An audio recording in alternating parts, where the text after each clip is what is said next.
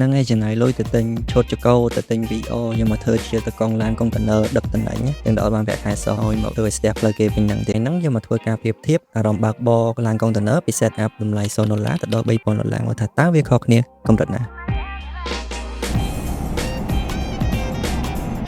ចាប់តាមដំបូងគេគឺ set up តម្លៃ$0អាហ្នឹងអត់មានអីញ៉ៃទេបងប្អូនមានទូរស័ព្ទមួយ download game យកមកលេងចប់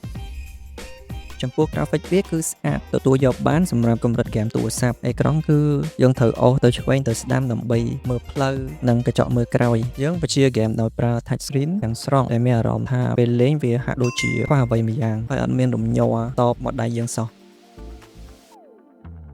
ចំណុចដែលខ្ញុំចូលចិត្តគឺវាមានភាពងាយស្រួលខ្លាំងយើងអាចអង្គុយលេងដេកលេងនៅលើពូកឬលើសាឡុងបាននឹងស្រួលចិត្តហ្មងវាល្អសម្រាប់យើងលេងមួយផ្លែត kill time 5ទៅ10នាទីអីហ្នឹងចំណុចដែលខ្ញុំអត់ចូលចិត្តហ្នឹងគឺអេក្រង់វារាងតូចពិបាកមើលផ្លូវពិបាកមើលទេសភាពឲ្យបានពេញលេញអញ្ចឹងប៊ូតុងបញ្ជាវាបាំងអេក្រង់ទាំងអស់វាធ្វើឲ្យយើងបាត់បង់រូបភាពហ្គេមមួយផ្នែកធំ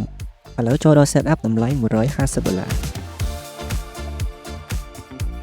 អាហ្នឹងយើងបដូរពីទូរស័ព្ទមកលេងនៅលើ laptop gaming ប៉ុន្តែ gaming ហ្នឹងសេរីចាស់វេចដោតជាមួយដៃ game វិញឥឡូវយើងមកមើល game play ថាវាខុសគ្នាជាមួយមុននឹងប៉ុណ្ណាខ្លះការហ្វេរបស់វាគឺស្អាតជាង game ទូរស័ព្ទឆ្ងាយអេក្រង់ computer វាធំស្លាស់ភ្នែកមើលផ្លូវបានច្បាស់ប៉ុន្តែដោយសារតែម៉ាស៊ីនវារាងចាស់អញ្ចឹងយើងត្រូវតែលាក់ setting graphic ដើម្បីកុំឲ្យវាទាក់ការបញ្ជាកូដតាមរយៈដៃ game គឺមានភាពច្បាស់លាស់ជាងមុនហើយអ្វីដែលពិសេសហ្នឹងគឺវាមានរំញ័រ feedback របស់ដៃយើងវាធ្វើឲ្យការបើកបរហ្នឹងមានជាតិជាងមុនចំណុចដែលខ្ញុំចូលចិត្តពី setup កម្រិតទី2ហ្នឹងគឺយើងអាចទទួលបានអារម្មណ៍ជក់ចិត្តជាងមុនពីព្រោះអេក្រង់វាធំហើយមានរំញ័រពីដៃ game ហើយដោយសារវាជា computer វាបាក់ផ្លូវឲ្យយើងមានជម្រើស game computer លេងបានច្រើនហើយនឹងសម្បូរបែបជាងនៅលើទូរស័ព្ទចំណុចដែលខ្ញុំអត់ចូលចិត្តហ្នឹងគឺភាពបត់បែនយើងត្រូវអង្គុយលេងមួយកន្លែងថេអត់អាចលេងដូរ style ដេកលេងតាមចិត្តដូចទូរស័ព្ទបានទេហើយកម្លាំងម៉ាស៊ីនវាហ្នឹងដោយសារវាសេរីចាស់តម្លៃវាថោកអញ្ចឹងកម្លាំងម៉ាស៊ីនវានៅមានកម្រិតអត់អាចបើក graphic ខ្ពស់បានទេ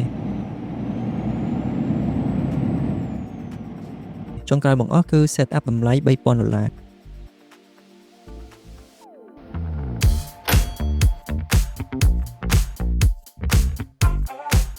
នៅក្នុងហ្នឹងមាន PC ខ្ទង់$1500អេក្រង់ monitor វា$200 Venta វា$500ឈុតចកោតជាមួយកៅអីវ៉ាណាំខ្ទង់$800ប៉ុន្តែបើយើងប្រៀបធៀប set up ទៅនឹងពួក professional អីវា set up ប្រភេទហ្នឹងវាជាកម្រិត entry level ទេជាកម្រិតអ្នកទើបចាប់ផ្ដើមឥឡូវយើងមកតេស្តហ្គេមទាំងអស់គ្នាដោយសារយើងលេងតាម Venta VR graphic បង្ហាញមកលក្ខណៈជា 3D ពេញភ្នែកដូចយើងកំពុងអង្គុយនៅលើកាប៊ីនឡានប៉ិតៗអញ្ចឹងយើងអាចងាកមើលឆ្វេងស្ដាំលើក្រោមបាន360 degree នឹងដឹងពីល្បឿនឡានច្បាស់ថាលឿនឬក៏យឺតជាកូដចាប់ផ្ដើមផ្ដល់ force feedback មកដៃយើងពេញមុនស្រាលទៅតាមស្ថានភាពផ្លូវជាកោះលេខនិងឆ្នន់ជន់បើយើងជន់អមយាខលបច្ចេកទេសឡានរលត់មកចំណុចដែលខ្ញុំចូលចិត្តហ្នឹងគឺ immersion កម្រិតជក់ចិត្តវាគឺខ្ពស់វាខុសគ្នាជាមួយនឹង set up មុនឆ្ងាយហើយវាស្តៀងទាំងយើងបើកឡានមែនតែនដែរការបើកបរជាពិសេសអាយ៉ៃឡានចូលចតមានភាពងាយស្រួលនិងដឹងប្រវែងច្បាស់ជាងការមើលអេក្រង់ 2D មុនឆ្ងាយចំណុចដែលខ្ញុំអត់ចូលចិត្តហ្នឹងគឺទី1ការរៀបចំ set up មានភាពសាំញ៉ាំញ៉ៃខ្សែច្រើនសេរី setting ទាំងរំសេរីឲ្យត្រូវហ្នឹងសម្រាប់ពេលយើងលេងដំបូងចំណុចទី2គឺពេលលេងយូរវាធ្វើឲ្យយើងហប់ក្តៅហើយដោយសារ VR ហ្នឹងអេក្រង់វាជាប់នឹងភ្នែកវាធ្វើឲ្យស្ងួតភ្នែកអញ្ចឹង